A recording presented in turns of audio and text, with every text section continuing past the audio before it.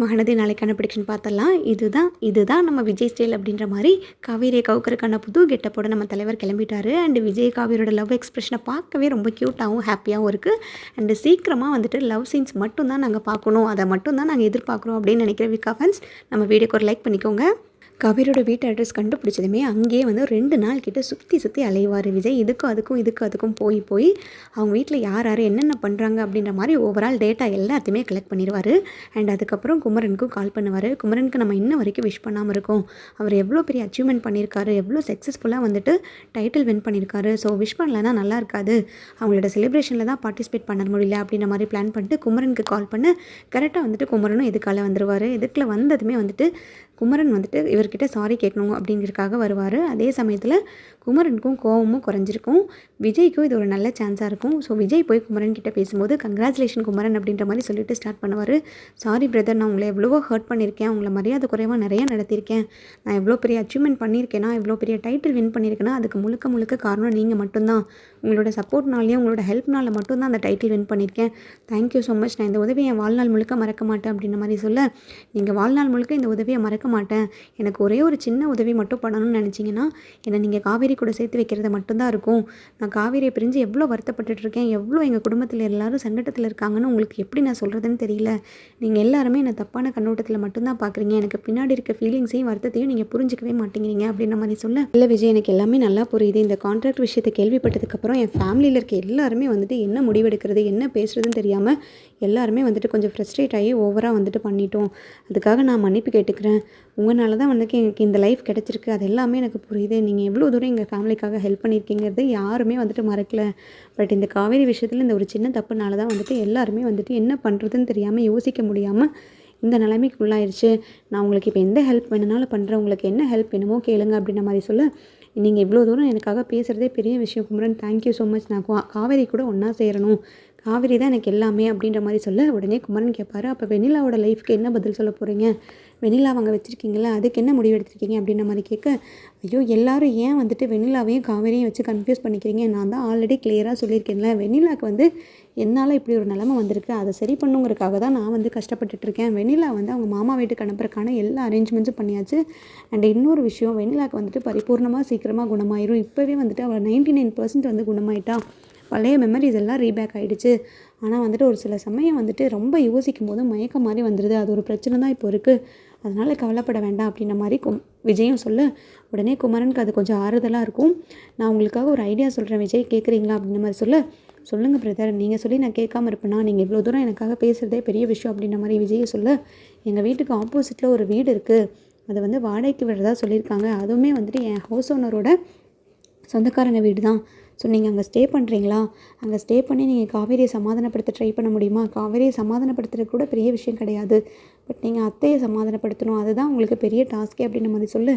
ஐயோ நீங்கள் கையை கொடுங்க பிரதர், நீங்கள் இந்தளவுக்கு சொன்னதே பெரிய விஷயம், இதவே நான் உடனே பண்ணுறேன் அப்படின்ற மாதிரி சொல்ல, அது கொஞ்சம் சின்ன வீடு தான், உங்களுக்கு ஆடம்பரமாலாம் இருக்காது, வசதி கம்மியாக தான் இருக்கும், அதை நீங்கள் கொஞ்சம் அட்ஜஸ்ட் பண்ணி தான் ஆகணும் அப்படின்ற மாதிரி சொல்ல, நான் காவேரிக்காக ரோட்டில் கூட வந்து எடுக்க தயாராக இருக்கேன், வசதி எல்லாம் கம்மின்றதெல்லாம் நான் யோசிக்கவே மாட்டேன், ஆடம்பரமெல்லாம் அடுத்த பட்சம், எனக்கு காவேரி தான் முக்கியம், காவேரி கூட நான் சந்தோஷமாக சேர்ந்துட்டேன்னா எனக்கு இதெல்லாம் பெரிய விஷயமாவே தெரியாது பிரதர், தேங்க்யூ ஸோ மச் அப்படின்ற மாதிரி விஜய் குமரன் கிட்ட சொல்லுவார். இதை நான் நாளைக்கே வந்துட்டு ஷிஃப்ட் ஆகிக்கிறேன், இன்றைக்கே அட்வான்ஸ் நான் பே பண்ணிடுறேன் அப்படின்ற மாதிரி குமரன்கிட்டே வந்துட்டு எல்லா ப்ரொசீஜரையும் பண்ண சொல்லுவார். அண்ட் அதே மாதிரி அவர் பிளான் பண்ண மாதிரி வாடகைக்கு வந்து அடுத்த நாளே கூடி வந்துடுவார். அப்போ இருந்தே வந்துட்டு காவேரியை வந்துட்டு கன்வின்ஸ் பண்ணுறதுக்கு ஆரம்பிச்சிருவார். காவேரி வந்துட்டு குளிச்சுட்டு வெளியில் வந்து நின்னதுமே அங்கே விஜய் போய் முன்னாடி நிற்பார். முன்னாடி போய் நின்றுட்டு ஐ டு ஐ பார்த்துக்கிட்டே இருப்பார். அண்ட் மேலேருந்து கீழே வரைக்கும் காவேரி லுக் விடும்போது காவேரிக்குமே ஒரு மாதிரி வெக்கப்பட ஆரம்பிச்சிருவாங்க. நீங்கள் எதுக்கு இங்கே வந்திருக்கீங்க, இங்கே என்ன பண்ணுறீங்க, என்னையே நீங்கள் இப்படி பார்த்துட்ருக்கீங்க அப்படின்ற மாதிரி கேட்க, ஏன் காவேரி நான் இங்கே வரக்கூடாதா, நான் உன் புருஷன்டி, நான் உன்னை பார்க்கக்கூடாது, நான் உன்னை வந்து உங்ககிட்ட பேசக்கூடாது, உங்ககிட்ட வரக்கூடாதுன்னு சொல்கிறதுக்கு யாருக்குமே உரிமை கிடையாது, ஏன் உனக்கே உரிமை கிடையாது, நான் பார்க்குறது மட்டும் இல்லை, நான் என்ன வேணுனாலும் பண்ணுவேன், அன்றைக்கி நடந்ததெல்லாம் மறந்துடுச்சா அப்படின்ற மாதிரி ரொம்ப ரொமான்டிக்காக பேச காவேரி ஒரு மாதிரி வெக்கப்பட்டுருவாங்க. ஐயோ நீங்கள் என்ன பேசுறீங்கன்னு உங்களுக்கு தெரியாமல் பேசிகிட்டு இருக்கீங்க, அம்மாவுக்கு தெரிஞ்சு அவ்வளோதான் அப்படின்ற மாதிரி தலையில் துணியோடு வந்துட்டு டவல் கட்டியிருப்பாங்க, அதோடு வந்துட்டு உள்ளே மடார்னு உள்ளே போயிடுவாங்க. அடுத்தது வந்துட்டு குமரன் அதை பின்னாடி இருந்து வாட்ச் பண்ணிக்கிட்டே இருப்பார். ஓ எப்படியோ வந்துட்டு விஜய் புது ரூட் எடுத்திருக்காரு, காவேரியை கண்டிப்பாக கன்வின்ஸ் பண்ணிடுவார், இந்த ரூட்டில் போனால் மட்டும்தான் வந்துட்டு இவங்களெல்லாம் வந்துட்டு சமாதானப்படுத்த முடியுங்கிறதுல தெளிவாக இருக்கார் பாஸ் அப்படின்ற மாதிரி குமரனும் வெட்கப்பட்டுட்டு உள்ளே போயிடுவார். அடுத்தது பார்த்தீங்கன்னா விஜய் காவேரியோட அம்மா கிட்ட பேசுகிறதுக்காக ட்ரை பண்ணுவார். வேணும்னே வந்துட்டு பால் காய்ச்ச போகிறேன் நான் இந்த ஆப்போசிட் வீட்டில், எனக்கு வந்துட்டு தேங்காய் உடைக்கிறதுக்கு டூல் ஏதாவது கிடைக்குமா, ஏதாவது கொடுத்தீங்கன்னா ரொம்பவே ஹெல்ப்ஃபுல்லாக இருக்கும் அப்படின்ற மாதிரி சொல்ல விஜய் பார்த்ததுமே முதல்ல எல்லாருமே ஸ்டன் ஆகிடுவாங்க. அதுக்கப்புறமா குமரன் சொல்லுவார், அத்தை ஆப்போசிட்டில் இருக்க வீட்டுக்கு தான் அவர் குடி வந்திருக்காரு போல இருக்குது, காலையிலேருந்தே அவரை நான் பார்த்துட்டு தான் இருக்கேன், நீங்கள் ஒன்றும் பிரச்சனை இல்லை அத்தை, அவங்க குடி வரதெல்லாம் அவங்களோட தனிப்பட்ட விருப்பம், அது வந்து எதுக்காக அவர் பண்ணுறாருன்னு நம்மளுக்கு தெரியாது, அதெல்லாம் நம்ம எந்த டிஸ்டர்பன்ஸும் பண்ணக்கூடாது அத்தை, நம்ம பாட்டுக்கு நம்ம இங்கே இருப்போம், அவருக்காக வந்து நம்ம எதுவும் யோசிக்க வேண்டாம் அப்படின்ற மாதிரி சொல்ல அதுவும் கரெக்டு தான், அவருக்கும் நம்மளுக்கும் என்ன சம்மந்தம் இருக்குது, அவர் பாட்டுக்கு ஒரு ஓரத்தில் இருக்கட்டும், நம்ம பாட்டுக்கு எந்த வீட்டில் இருப்போம், நம்ம வந்துட்டு தடுமாறுறது வரைக்கும் எந்த பிரச்சனையும் கிடையாது அப்படின்ற மாதிரி அவங்க அத்தையும் சொல்லுவாங்க. உடனே வந்துட்டு காவேரிக்கு பயங்கர ஹாப்பியாக இருக்கும். அதே சமயத்தில் நம்ம விஜய் டெய்லியும் பார்ப்போம், டெய்லியும் பேச முடியுன்ற மாதிரி உள்ளுக்குள்ளே சந்தோஷப்பட்டாலும் அவங்க அம்மாவுக்காக ஒரு செகண்ட் யோசிப்பாங்க.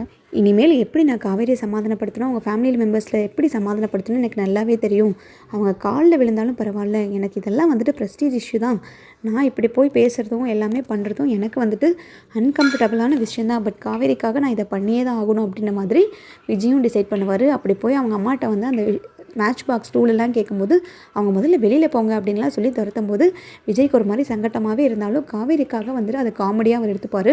ஐயையோ இப்படி அசிங்கப்படுத்துகிறாங்களே என்ன பண்ணுறது அப்படின்ற மாதிரி அது ஒரு காமெடி சென்ஸில் எடுத்துகிட்டு அவரும் வந்துட்டு அடுத்தது என்ன பண்ணலாம் அப்படின்ற மாதிரி யோசிக்க ட்ரை பண்ணுவார். அடுத்தது வந்து காவேரி வெளியில் கிளம்பும்போது பின்னாடியே போவார்.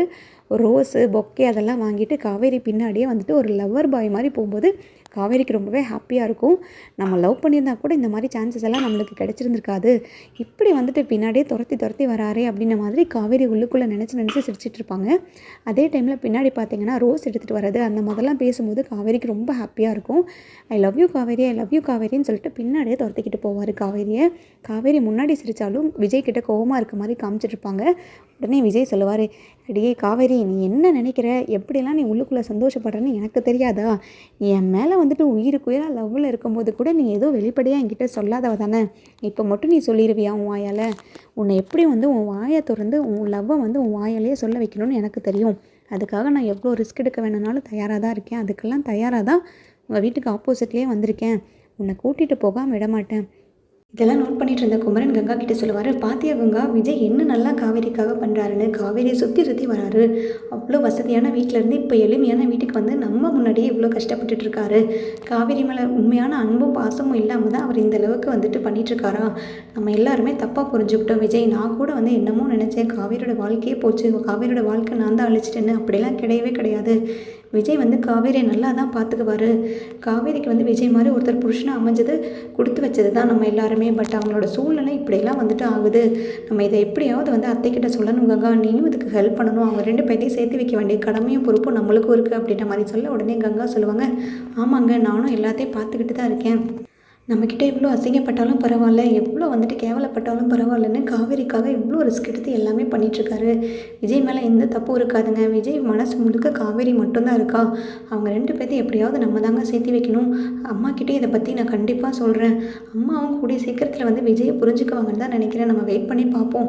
அதே மாதிரி காவேரிக்கு வந்து வெண்ணிலா மூலயமா எந்த பிரச்சனையும் வரக்கூடாதுங்கிறது காவேரிக்கு ஒரு கிளாரிட்டி தெரிஞ்சால் மட்டும்தான் காவேரியும் ஒத்துக்குவான், அதுக்கும் வந்து விஜய் ஏதாவது டிசைட் பண்ணுவார் அப்படின்ற மாதிரி கங்காவும் சொல்லுவாங்க.